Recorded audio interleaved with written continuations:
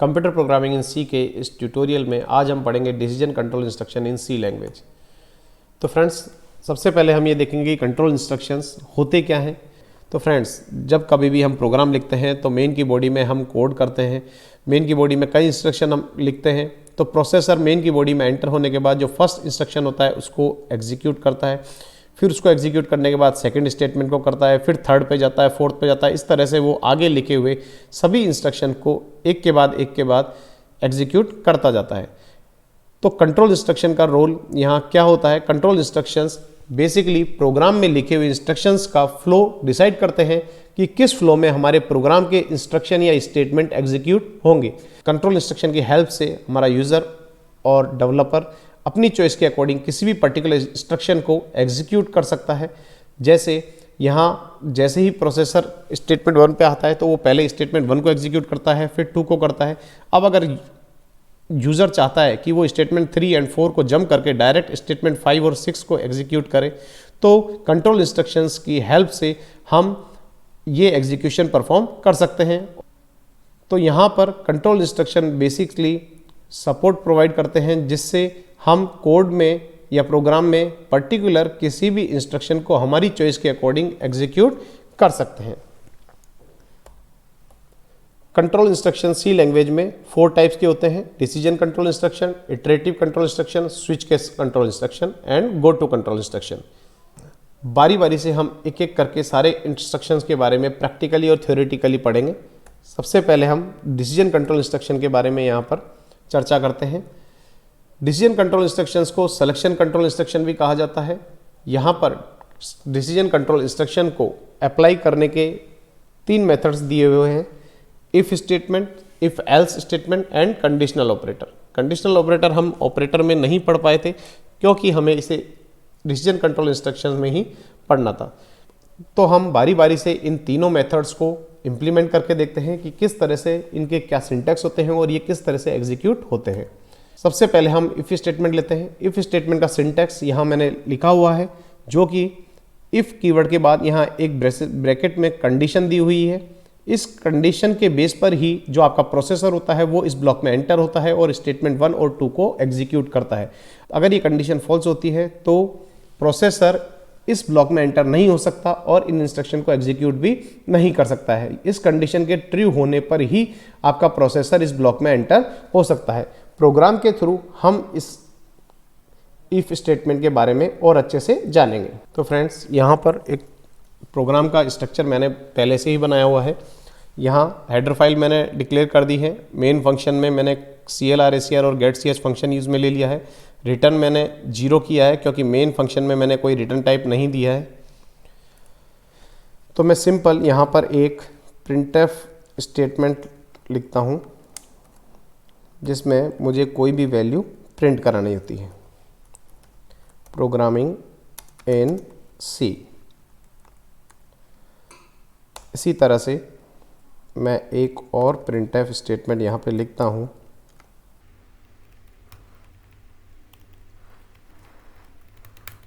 C++।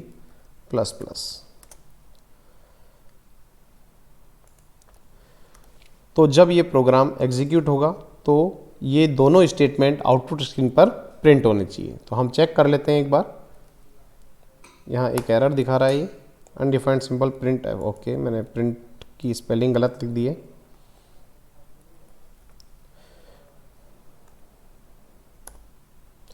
printf। अब दोबारा से हम इसको एग्जीक्यूट करते हैं तो आप देख सकते हैं यहाँ पर दोनों स्टेटमेंट एक साथ एग्जीक्यूट हो रहे हैं।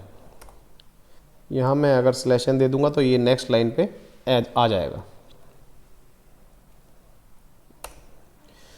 तो सिंपल, अब यहाँ पर प्रोसेसर्स पहले इस लाइन को एग्जीक्यूट करता है, फिर इस लाइन को एग्जीक्यूट करता है। मैं चाहता हूँ कि प्रोसेसर सिर्फ फर्स्ट लाइन को एग्जीक्यूट करे और सेकेंड लाइन को एग्जीक्यूट ना करे। तो मैं इफ़ स्टेटमेंट यहाँ पर यूज़ में लेता हूँ और इस printf फंक्शन को इफ़ स्टेटमेंट के ब्लॉक में डाल देता हूँ।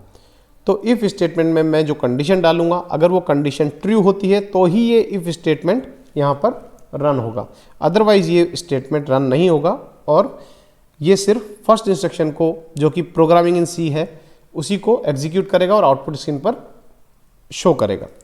तो यहाँ पर मैंने 3 ग्रेटर देन 4, तो ये तो यूनिवर्सल ट्रूथ है, ये आपको पता है कि 3 4 से ग्रेटर नहीं होता है। इसका मतलब ये कंडीशन फॉल्स होने वाली है और जो ये स्टेटमेंट मैंने इस ब्लॉक में लिखा है ये रन नहीं होगा। तो मैं यहाँ पर इसको सिंपल रन करके देखता हूँ। तो आप यहाँ पे देख सकते हैं सिर्फ पहला इंस्ट्रक्शन ही यहाँ पर रन हुआ है और एग्जीक्यूट होकर आउटपुट में शो हो रहा है। लेकिन अगर मैं यहाँ पर इस कंडीशन को ट्रू कर दूँ, 5 इज़ ग्रेटर देन 4 कर दूँ, तो ये दोनों के दोनों इंस्ट्रक्शन एग्जीक्यूट होंगे। ये देखिए। तो फ्रेंड्स आपको समझ में आया होगा कि इफ स्टेटमेंट को हम किस तरह से यूज में ले सकते हैं। अब यहाँ पर जो प्रोसेसर है वो सबसे पहले कंडीशन चेक करता है। अगर ये कंडीशन ट्रू होती है तो ही वो इस ब्लॉक में एंटर होगा, अदरवाइज वो इस ब्लॉक में एंटर नहीं होगा। अगर कंडीशन फॉल्स है तो वो डायरेक्टली जंप करके आगे वाले इंस्ट्रक्शन को एग्जीक्यूट करेगा। तो यहाँ पर हमने देख लिया है कि इफ स्टेटमेंट को हम किस तरह से यूज में लेते हैं। अब हम एक सिंपल सा प्रोग्राम और बना के इसको और अच्छे से समझ लेते हैं। मैं यहाँ पर एक सिंपल प्रोग्राम बनाऊंगा जिसमें मैं पॉजिटिव और निगेटिव नंबर फाइंड आउट करूंगा, लेकिन उस नंबर को मैं यूज़र के थ्रू एंटर करवाऊंगा। तो मैं यहाँ पर सिंपल एक वेरिएबल ले लेता हूँ जिसमें यूज़र वैल्यू एंटर करेगा। यूज़र के लिए मैं यहाँ पर एक सिंपल सा मैसेज लिख देता हूँ, enter the value of x, जिससे यूज़र को पता रहे कि वो किस में वैल्यू एंटर कर रहा है। इसको मैं रीड करवा लेता हूँ। %d फॉर्मेट स्पेसिफायर मैं यहाँ लगाता हूँ। अब यहाँ मैं कंडीशन डालता हूँ कि x इज़ ग्रेटर देन 0। तो फ्रेंड्स अगर x 0 से ग्रेटर होगा तो हमारा क्या मैसेज प्रिंट होना चाहिए? मैसेज प्रिंट होना चाहिए नंबर इज पॉजिटिव।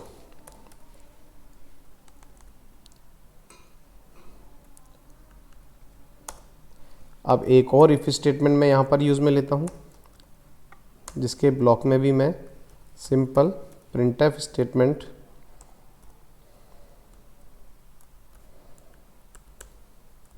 डालता हूँ। ऊपर वाले स्टेटमेंट में मैंने condition x is greater than 0 दी, यहाँ मैं दूंगा x is less than 0।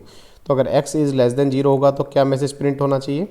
Number is negative. और मैं इसे क्लोज कर दूंगा। तो फ्रेंड्स अब मैं इस प्रोग्राम को एग्जीक्यूट करता हूँ। यहाँ मैंने 12 वैल्यू एंटर करी, तो आप देख सकते हैं आउटपुट आया नंबर इज़ पॉजिटिव। अब मैं यहाँ पर -23 एंटर करता हूँ तो आंसर आ रहा है नंबर इज़ नेगेटिव। तो इस तरह से ये प्रोग्राम हमारा तैयार हो गया है, जिसमें हम इफ़ स्टेटमेंट के थ्रू यहाँ पर देख रहे हैं कि किस तरह से हम फाइंड आउट कर सकते हैं नंबर नेगेटिव है या पॉजिटिव। तो जब कभी भी एक्सप्रेशन ट्रू होती है, यहाँ पर अगर x इज़ लेस देन 0 ये इक्वेशन अगर ट्रू होती है तो ही ये इस ब्लॉक में एंटर होगा। ये यहाँ पर जो इफ स्टेटमेंट है, ये पूरा स्टेटमेंट एक ब्लॉक की तरह काम करता है। यहाँ पर ये अलग अलग इंस्ट्रक्शन नहीं है, ये कंडीशन चेक करने के बाद प्रोसेसर आपके इस पूरे के पूरे इंस्ट्रक्शन को एज ए ब्लॉक काउंट करता है। तो यहाँ पर हम देख सकते हैं कि किस तरह से कंडीशन ट्रू होने पर ये इस ब्लॉक में एंटर होता है और इस ब्लॉक में लिखे इंस्ट्रक्शन को एग्जीक्यूट करता है, और कंडीशन फॉल्स होने पर इस ब्लॉक को जंप करके नेक्स्ट इंस्ट्रक्शन को एग्जीक्यूट करता है। इस प्रोग्राम में आपको अगर किसी भी तरह का कोई डाउट हो, किसी भी कंसेप्ट में कोई डाउट हो, तो आप कमेंट सेक्शन में जाकर मुझसे क्वेश्चन पूछ सकते हैं। अगर आपको मेरा वीडियो पसंद आए तो उसे लाइक करें, शेयर करें एंड फर्दर वीडियोस के लिए मेरा चैनल सब्सक्राइब करें। Thank you.